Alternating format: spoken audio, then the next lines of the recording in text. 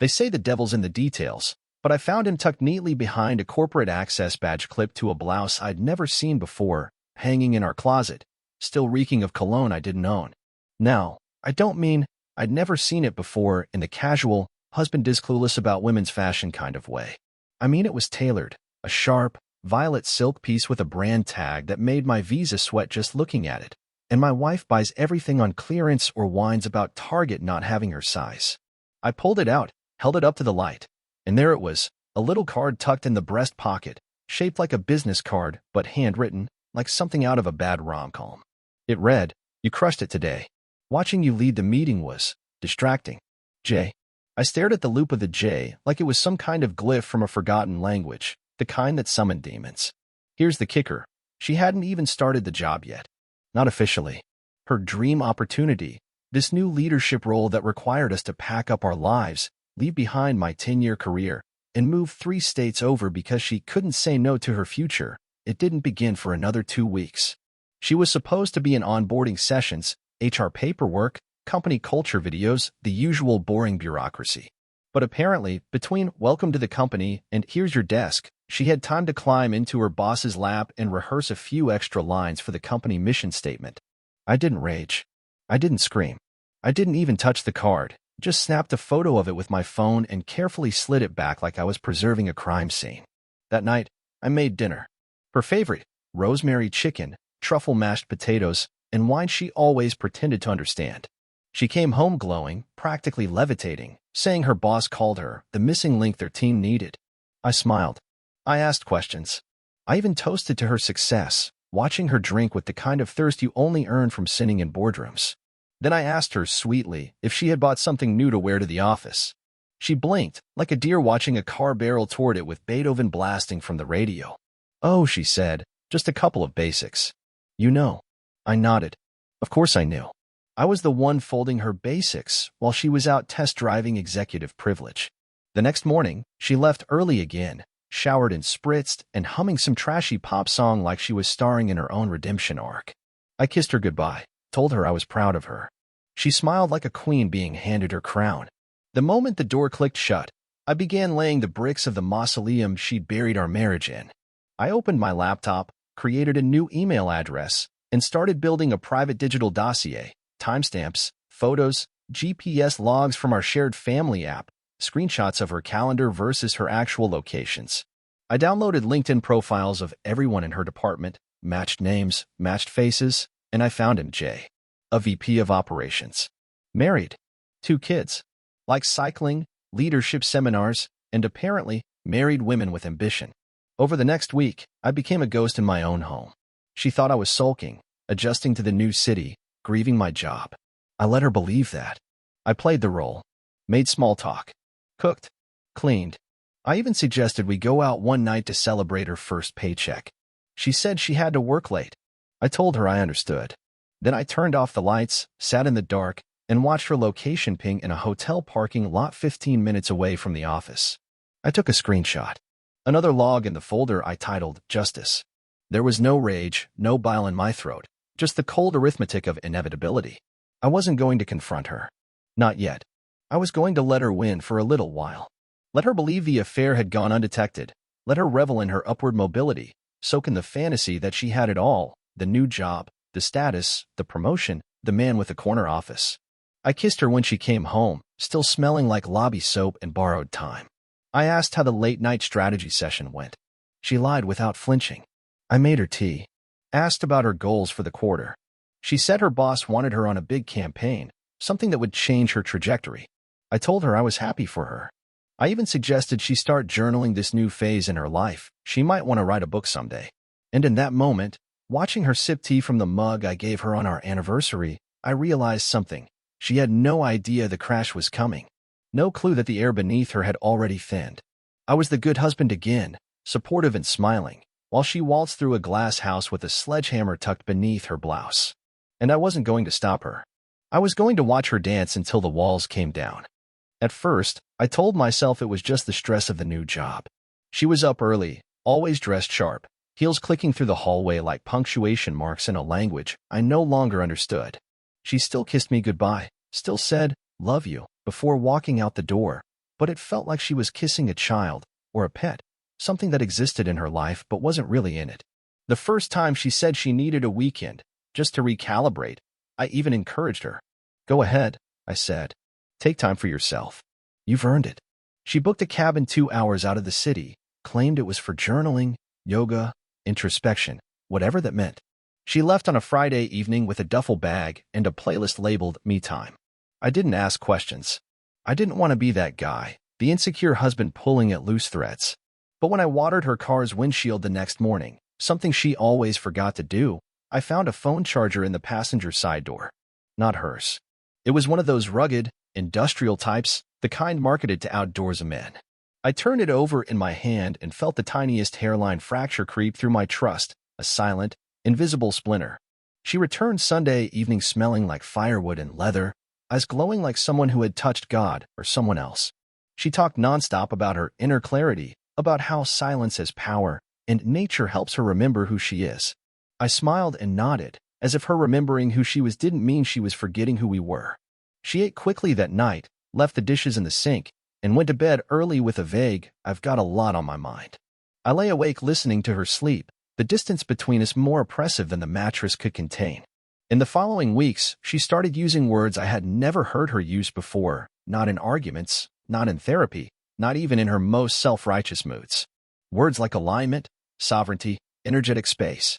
She framed everything like she was part of some cult of emotional autonomy, where any expectation from me was an act of control, and her pulling away was sacred liberation.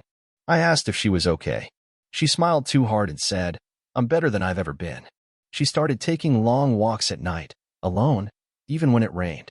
She said it helped her decompress, and that it was important she have rituals that didn't involve me. Her phone started living face down on the table, or clutched in her hand like a talisman. Notifications stopped making sounds.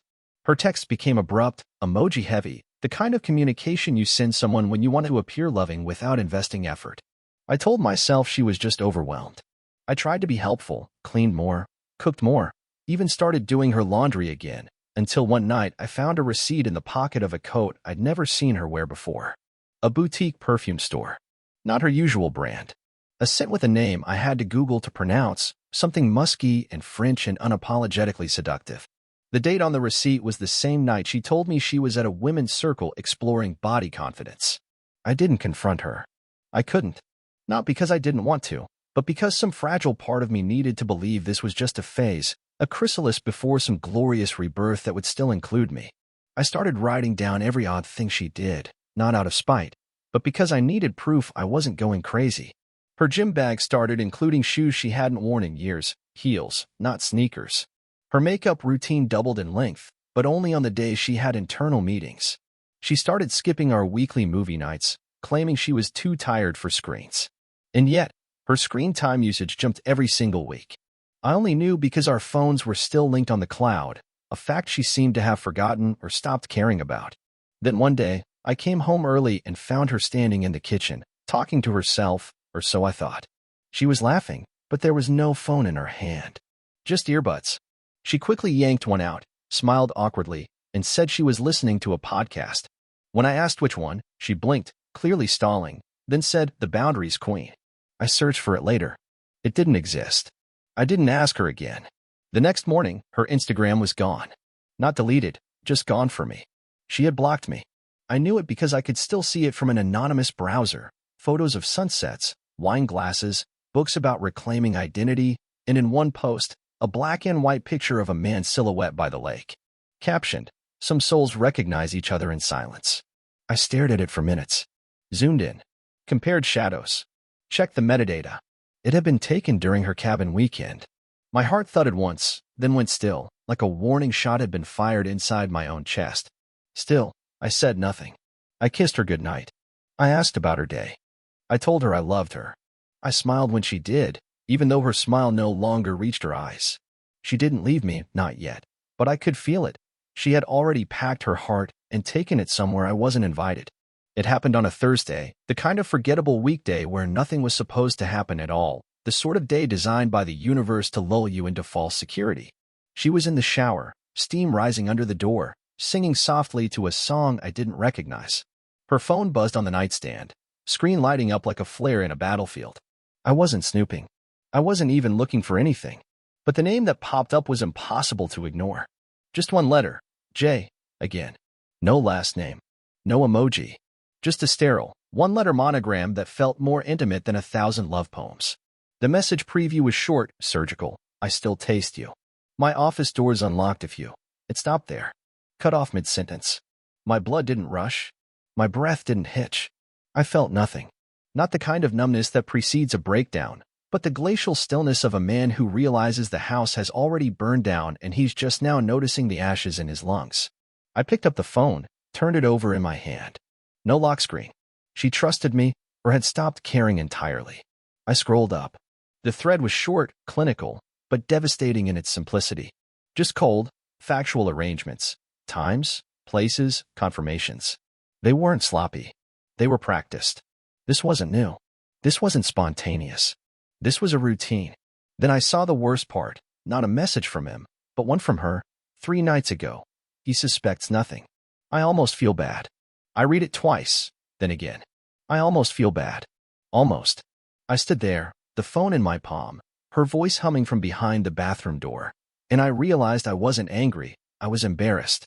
Not just for missing it, but for trying to fix it. For begging her to come back when she'd already left. I set the phone back exactly where it had been, same angle, same position.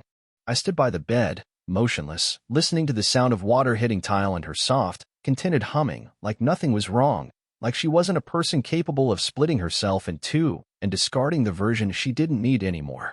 She stepped out a few minutes later, wrapped in a towel, hair soaked and wild. She smiled when she saw me. "Hey, babe," she said, walking past me to her dresser. "You okay?" she asked, not even turning around. "Yeah," I replied, voice calm, barely above a whisper. "Just tired." And in that moment, something in me shut off. Not broke. Not snapped. Disconnected. The part of me that would have fought for her. The part that forgave the first strange blouse, the perfume receipt, the late nights. All of it folded itself away and died, neatly, without ceremony. I didn't speak again that night unless spoken to. I watched her brush her hair, lotion her legs, scroll mindlessly through Instagram, laugh at something unseen. I watched her live in her lie like it was a luxury apartment she'd just furnished. And I knew this was the final message I needed. Not the texts, not the location pings or blocked social media accounts. This was the moment of absolute confirmation, the casual cruelty of her comfort. The way she slipped into bed and turned her back to me like we were co-workers sharing a hotel room. I lay there in the dark, not blinking, not thinking, just cataloging. Every betrayal, every detail, every shift in behavior. I replayed it all like a reel, slow and steady, mapping the trajectory of the crash she thought I never saw coming. She was asleep within minutes. I could hear it in the rhythm of her breathing. I stared at the ceiling, and for the first time since the day I found that damn note in the closet, I stopped hoping.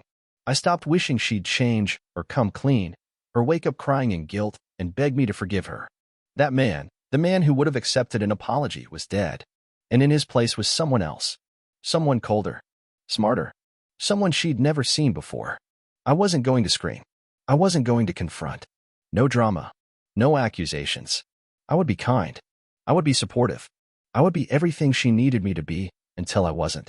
Until I struck so precisely that she would spend the rest of her life wondering how she never saw it coming. She wanted space. She wanted growth. She wanted freedom. Fine. I'd give her all of that, wrapped in a gift she wouldn't even recognize until it detonated in her lap. I closed my eyes, slow and deliberate, as if to rest. But I wasn't sleeping. I was recalibrating, calculating, preparing. And when the time came, she wouldn't just lose me. She would lose everything. I became a ghost in my own life, and in that spectral silence, I watched her unravel herself without ever realizing the thread was being pulled. I started small, methodical, never impulsive. Her schedule was now gospel to me, memorized like scripture, meetings on Mondays and Thursdays, strategy dinners every other Wednesday, and solo yoga classes that conveniently extended into late-night drives to clear her head. I didn't follow her. I followed the pattern. I set alarms not to wake up, but to mark the exact moment she should have been somewhere, and waited to see when the lies would slip. I sent her flowers to her office one Friday, just lilies and a short note. Proud of you. She thanked me later that evening, voice chipper, casual, as she claimed they really brightened up the staff room. Funny thing was, I hadn't signed the card. No name. No initials. Just the flowers. When I called the front desk of her office building the next morning, posing as a delivery driver who had forgotten the recipient's name, the woman laughed and told me no such flowers had been logged that day. No delivery. No lilies. No staff room. Just her lie. Unprompted, clean, and instinctual. That's when I knew she wasn't slipping up. She was rehearsed. So I took it deeper. I reactivated an old burner phone from college, changed the number, and created a fake Instagram account. Generic enough to be believable, but with just enough charm to attract curiosity. I used a stock photo profile, followed a handful of wellness pages, and sent her a DM complimenting her on a book she'd posted weeks ago, one she claimed helped her reframe her narrative. Within hours, she responded. Short at first, then warm, then a little flirtatious. She mentioned how she appreciated emotional intelligence in men, that she was grateful to be seen. I kept it vague. Supportive. I watched her open up, piece by piece, never realizing it was my eyes on the other end of that screen. She wasn't cheating on me with just one man. She was cheating on the very idea of me, the version of me she'd crafted in her head and decided wasn't enough anymore. So I gave her what she wanted: attention, admiration, distance. I gave her the emotional affair she believed she was crafting in secret. Meanwhile, I pulled our bank records, years' worth. I wasn't looking for big expenses. I looked for routine, patterns, habits. I found a recurring charge to a cafe across town, one she never mentioned, never brought up in conversation, but visited weekly around lunchtime. The same location Jay checked into 3 times on LinkedIn. She didn't even like coffee, not the kind they serve there. She drank herbal teas, smoothies, green juices. But she'd been spending $18.75 there every week for the last 2 months. I then looped in someone who owed me, Ben, a former coworker now freelancing as a graphic designer. I gave him one task: track her best friend, Laura. Laura was the scapegoat, the safety net, the alibi. Every second girls' night, just as catching up, it was always Laura. I had been follow her socials, cross-reference her check-ins, her tag posts, her GPS data if she had it public. It took a week before the truth floated up. Laura hadn't seen my wife in over 3 weeks. Her last tagged photo with her? A brunch from a month ago. All the recent ones? Laura was out of state visiting family. I fed this back into the machine, adjusted the timeline, rewrote the map in my head. I knew now when she was gone, who she was really with, and just how far she'd gone to bury it. Still, I said nothing. At dinner, I asked about Laura's new boyfriend. She didn't know he existed. I mentioned the cafe with a smirk, claiming I'd seen an influencer filming there, and she paused, blinked, then lied straight to my face. Oh yeah, I love their turmeric lattes. She had never ordered one in her life. I kept testing, planting, watching.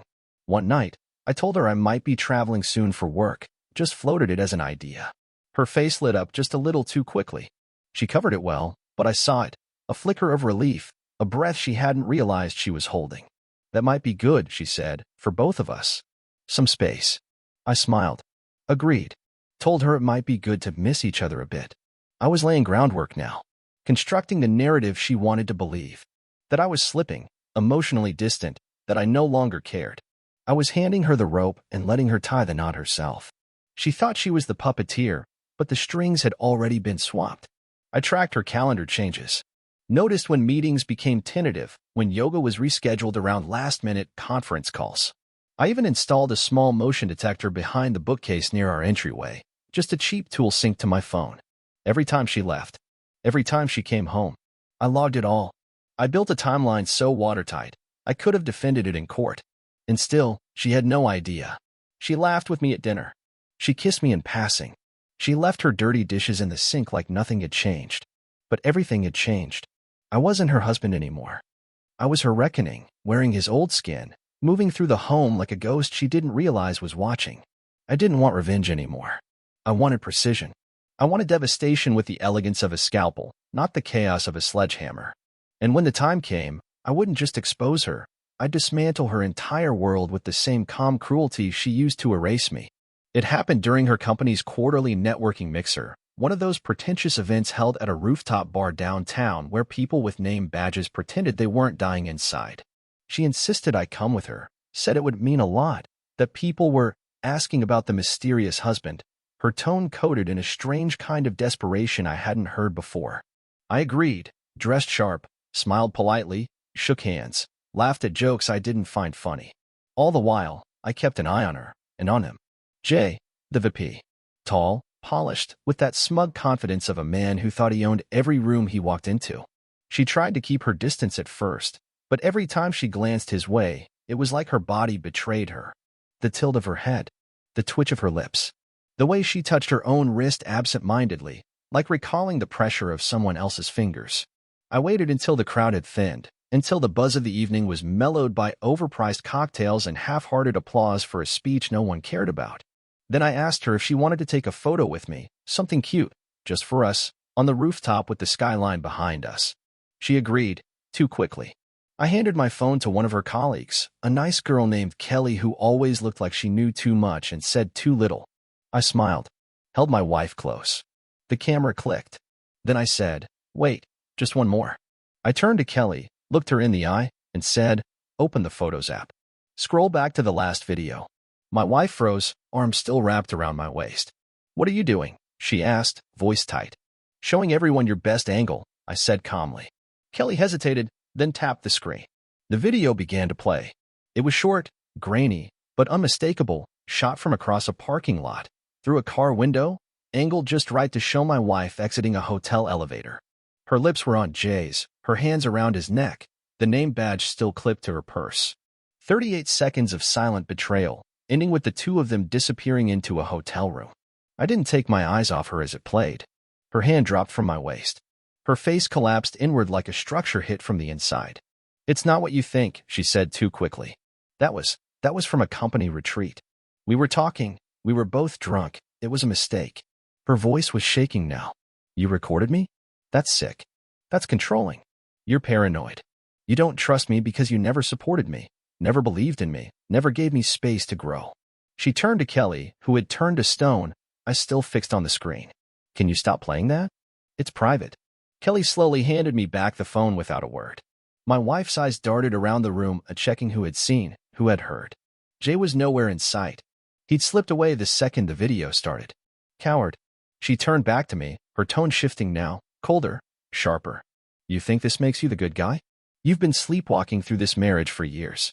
You stopped looking at me like I mattered. You think wearing a wedding ring makes you a saint." I said nothing, just watched her unravel.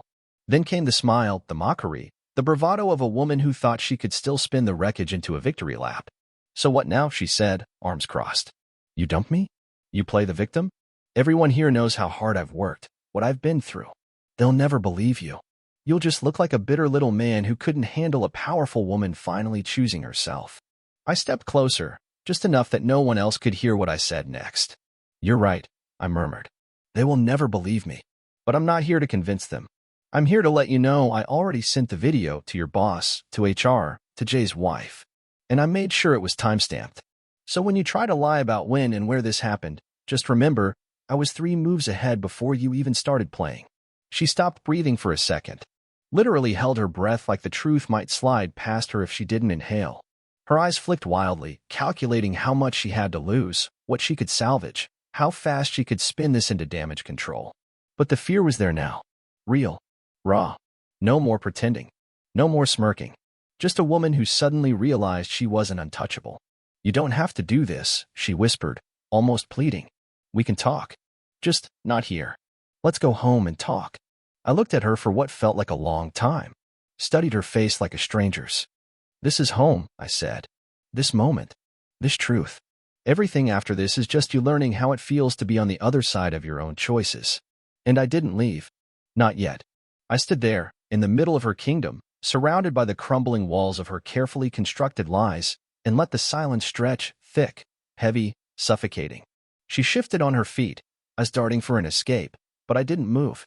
I wanted her to sit in it, to feel what it was like when the mask cracked and the world kept watching.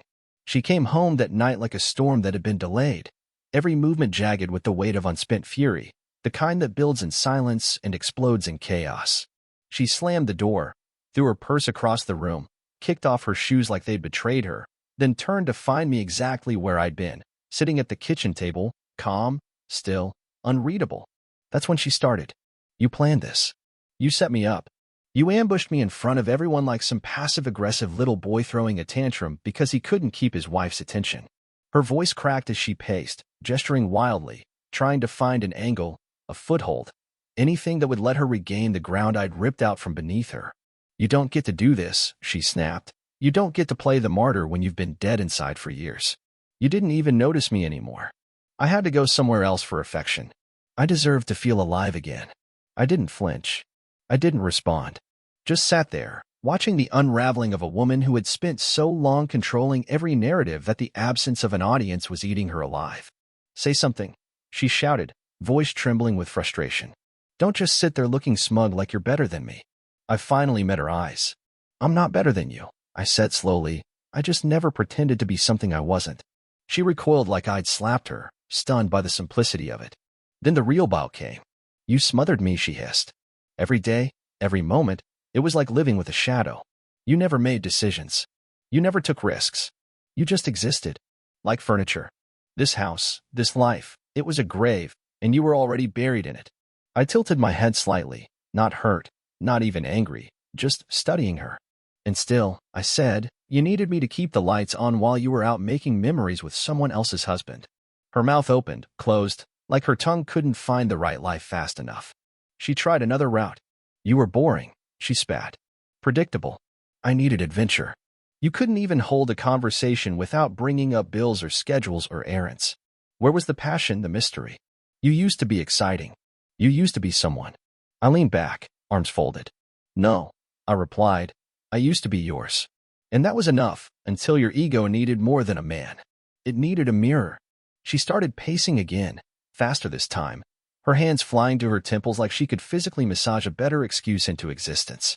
This wouldn't have happened if you were a real man, she growled. A real man would have fought for me, kept me interested, taken me. You just waited. You let everything get cold. I stood now, slowly, and walked to the sink to pour myself a glass of water, not because I was thirsty, but because the deliberate mundanity of it drove her insane. I drank slowly, turned, and said, a real man doesn't compete with someone who doesn't know what loyalty means. She blinked rapidly, trying to find a crack in my composure. There wasn't one. Her voice rose again, shrill now, desperate. So what? You're just done. That's it. After everything we've been through, you just shut off. I set the glass down carefully. You shut off a long time ago, I said.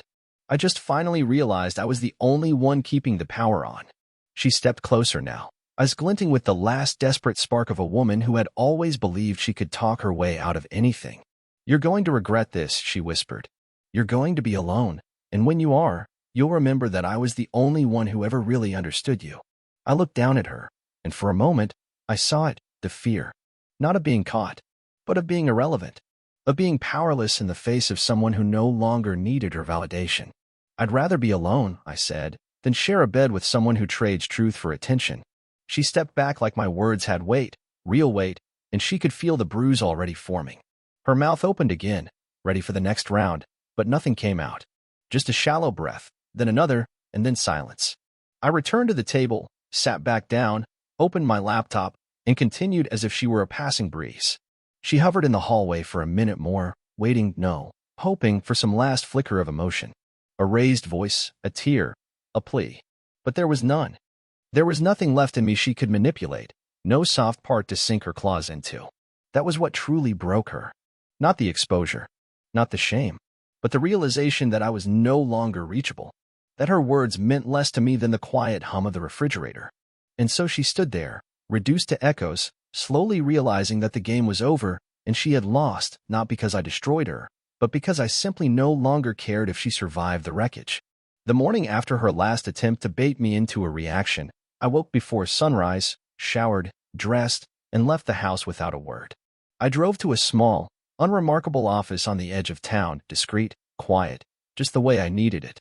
There, I handed over a file so thick it barely fit in the envelope, printed messages, screenshots, bank statements, GPS logs, timestamps, and that 38-second video that had already torn the curtain back on her little theater act. The lawyer didn't ask many questions. He just flipped through the first few pages, looked up at me, and said, "This is going to be clean." I nodded once. Then I filed the motion for divorce. Irreconcilable differences was a polite fiction. What I'd submitted was a premeditated autopsy of a dead marriage, and I was about to deliver the cause of death with surgical precision. Step 2 was the financial chokehold. While she was out having coffee with her mentor, I logged into every joint account and began peeling back her access. The checking account was rerouted to my name only. Credit cards frozen. Automatic payments paused.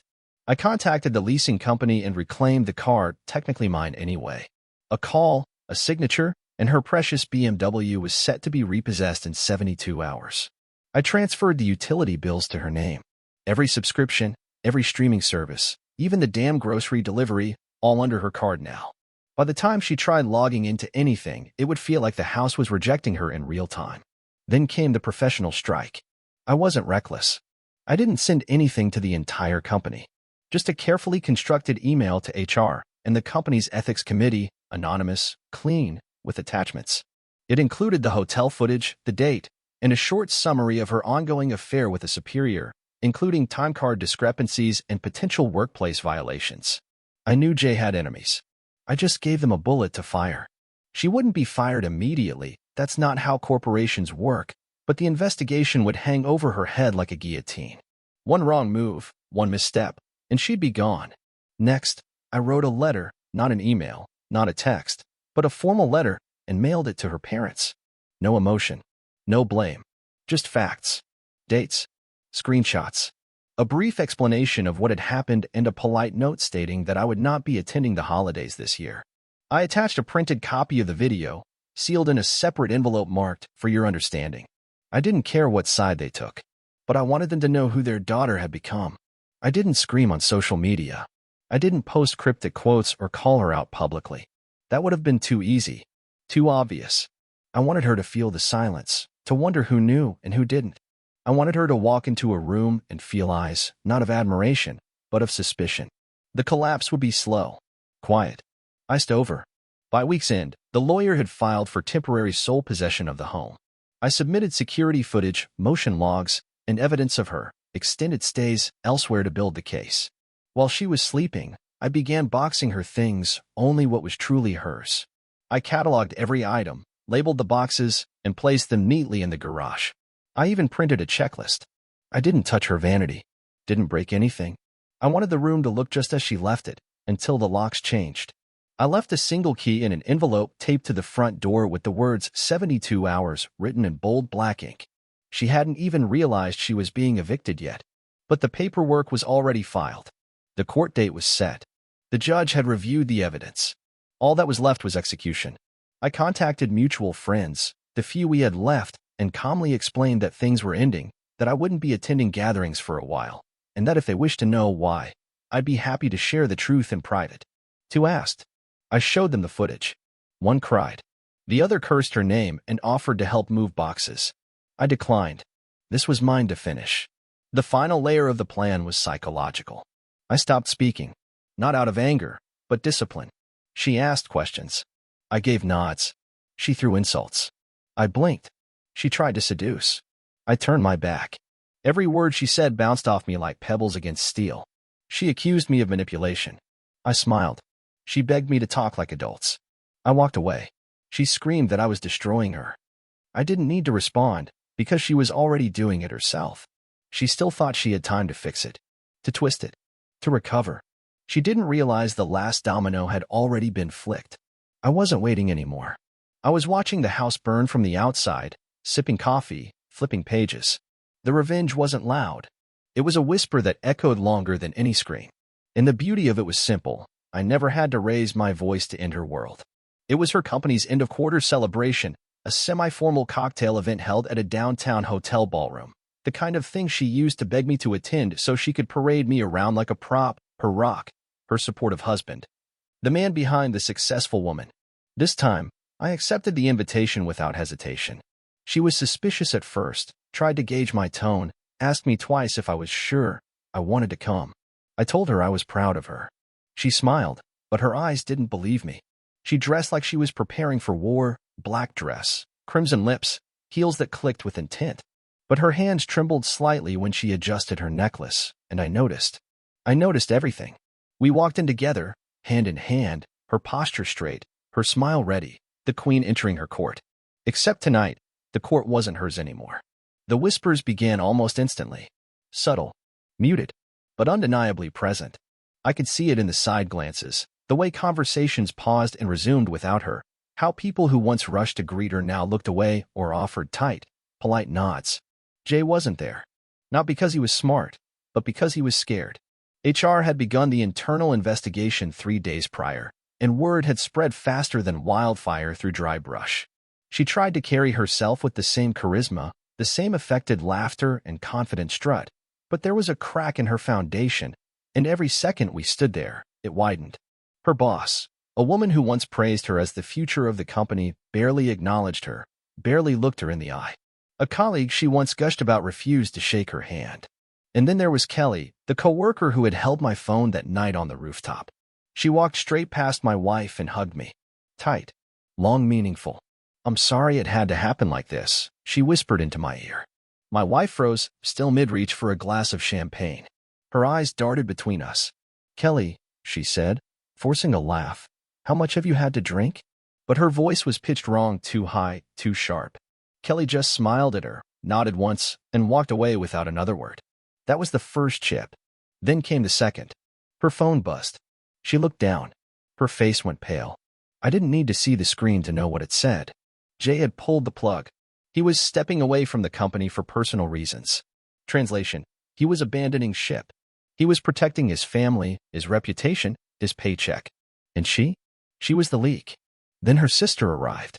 Not with her usual affection, not with warm greetings, but with stone in her eyes. She didn't even look at my wife, just walked up to me, took my hand, and said, "I saw everything. I'm with you." The color drained from my wife's face as the realization hit her. Her family had seen the file, the screenshots, the video, every timestamp, every lie, every message. Her parents, her siblings, her childhood friends, each one had received a carefully crafted package days before. I hadn't dramatized it. I hadn't insulted her. I had simply shown the truth. I wanted them to choose for themselves. And they did. She tried to laugh it off, tried to joke with a passing coworker, but her voice cracked mid-sentence. She spilled a bit of champagne on her dress and cursed under her breath, loud enough to draw a few more glances. Her smile twitched like a dying light bulb. Then the final blow came, not from me, but from her best friend, the woman she had always said would be her maid of honor someday. She walked up, calm, collected, and said, "I want you to know I've cut ties with Jay's wife." I told her everything. My wife stammered. "What do you mean, told her?" "Told her what?" The woman looked at her with something close to pity. "I was there. I saw you. In the parking lot. I thought I was covering for you. Now I know I was helping you destroy someone who never deserved it." And just like that, the mask shattered. She tried to walk away, but her heels betrayed her, catching on the carpet. She stumbled. People saw. They didn't laugh. They didn't gasp. They just watched. In total, deafening silence. She straightened herself, looked at me, eyes wide, wild, pleading. I stood still, glass in hand, watching her as if she were a stranger on the street screaming at traffic. She took a step toward me, lips parting, but I didn't move. I didn't speak. I didn't even blink. My stillness was louder than any fury could have been. She saw it. She felt it. And that was when she truly broke. Not with a scream, not with a sob, but with a silence of her own, her throat tightening as the realization set in that there was no one left. No allies. No savior. No excuse. Only consequences. Only me, standing in the wreckage, unmoved. Unforgiving. Unbreakable.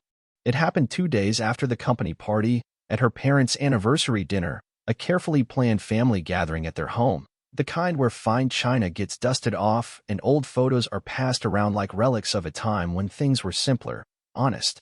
She arrived alone, I starting the moment she stepped through the door, clearly unsure who had already seen the evidence I'd mailed out, who knew and who only suspected. I was already there, standing with her father by the fireplace, sipping wine as her mother fussed over the roast in the kitchen. The room fell quiet the moment she walked in. Her father didn't move. Her mother didn't look up. The tension was thick enough to bottle. I gave her a polite nod, just enough to acknowledge her existence. She tried to play the part, forced a smile, made her way to the center of the room, and said, "So, are we going to pretend we're all one big happy family now?" Her voice cracked at the end, just slightly. Her sister stood up from the couch and crossed her arms. "We're pretending a lot less these days," she said coldly. That's when the first jab came. My wife turned to me, venom flashing in her eyes. You think you've won? You think because you embarrassed me in front of a few coworkers and sent my dad a video like some spineless tattletale that you've come out on top?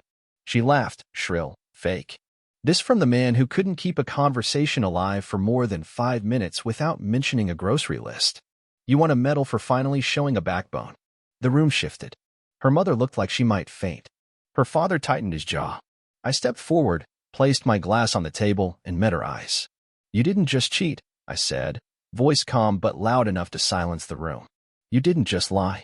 You desecrated something sacred and called it empowerment.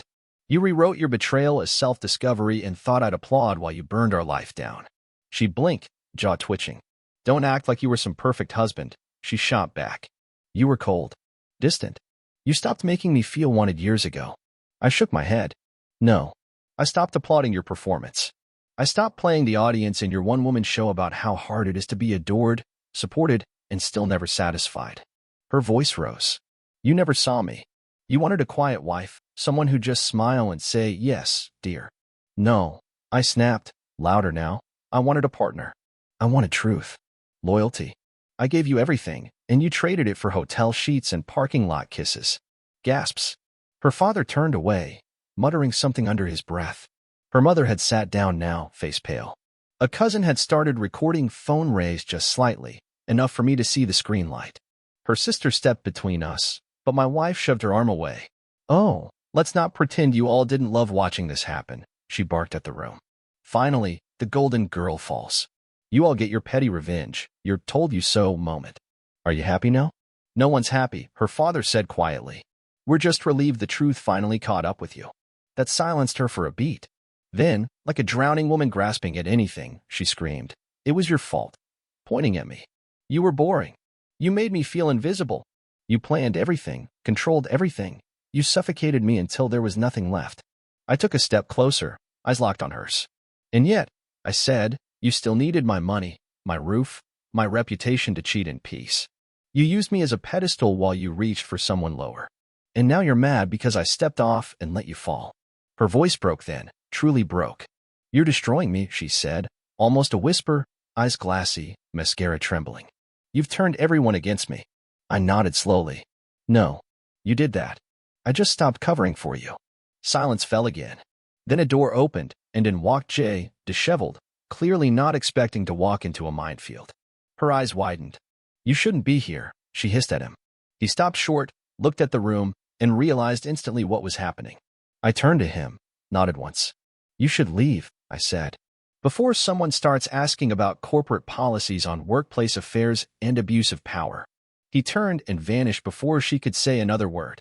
She looked around the room, truly alone now, shaking, trembling, humiliated beyond repair. I straightened my jacket, turned to her one last time, and said, this is what truth feels like. No script. No applause. Just you and the wreckage you built. Then I turned, walked out, and didn't look back. Not because I didn't want to, but because there was nothing left behind me worth saving. 3 months after that night, she was gone. Not physically, not dead, just absent from the world that used to orbit around her name like it meant something. The company let her go quietly, citing a mutual agreement after the investigation concluded, but everyone knew the truth. The clients stopped requesting her. Her name vanished from the website. LinkedIn updates stopped. Her little online persona, the empowering quotes, the filtered selfies, the carefully curated image of the strong, modern woman, crumbled into silence. Friends who used to tag her in group photos suddenly blocked her. Her best friend never replied to her texts again. Invitations stopped coming. People at the gym turned away. The baristas who once spelled her name with hearts on coffee cups now served her like a stranger. She sold the car, my car, to cover a few months of rent and moved into a one-bedroom apartment across town, where the neighbors didn't ask questions. Jay vanished the moment HR got involved. He ghosted her, deleted his social media, and went back to his wife, who surprisingly didn't leave him, at least not yet. I never responded to the email she sent 2 weeks after the collapse. It was a wall of text begging for closure, claiming she'd made a mistake, that she'd lost herself, and only realized what mattered when she lost it all. I didn't even read it all. I just closed the tab, poured a drink, and went outside to watch the sunset alone, peacefully, for once. But she didn't stop. She called once in the middle of the night, a number I didn't recognize. Her voice trembled. "Please," she said. "I don't even know who I am anymore. I need to hear your voice. I still love you." I let the silence stretch until she broke, crying, breath hitching between half-finished sentences. Then, with the calm of a man who had nothing left to give, I said, "Strange. I don't even remember your name anymore." She hung up before I could. Weeks passed. Then she showed up, on my doorstep, thinner, paler, her eyes sunken with the kind of pain that doesn't come from heartbreak, but from shame. She looked like a ghost begging to be remembered. I didn't invite her in. She said she'd been going to therapy, that she was learning to heal, that she finally understood everything she'd destroyed. She asked if there was still a chance. I told her no, not because I was angry, but because the man who might have forgiven her had died the day she traded his loyalty for a few minutes of stolen validation. Her lips trembled. She whispered, "I can't live like this." I nodded. "Then maybe you shouldn't have chosen this." That was the last time I saw her. I closed the door, not with a slam, but with the quiet finality of a chapter ending in the middle of a sentence. She left. I watched from the window as she walked back to a car I didn't recognize. Borrowed, maybe. Rented. Who cared? I didn't feel victory. I didn't feel sadness. I felt nothing at all. She was no longer my wife. Just a woman who burned everything beautiful and then cried over the ashes. And that's how it ends. If you've made it this far, thanks for listening to my story. I've got nothing left to say to her, but I'd love to hear from you. Where are you listening from? And did this story hit the way you hoped it would?